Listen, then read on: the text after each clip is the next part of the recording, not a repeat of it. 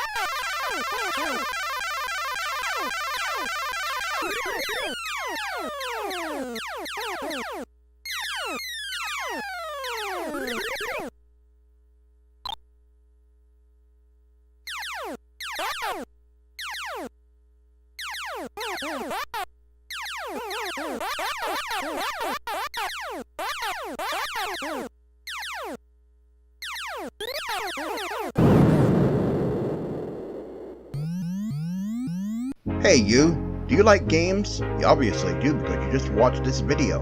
Come on over to the Gamers Bay community on MeWe. That is a privacy-focused social media network that will never sell your information. Also, check out our store on eBay. The Gamers Bay store is your one-stop shop for almost all things retro gaming. Links are in the description below.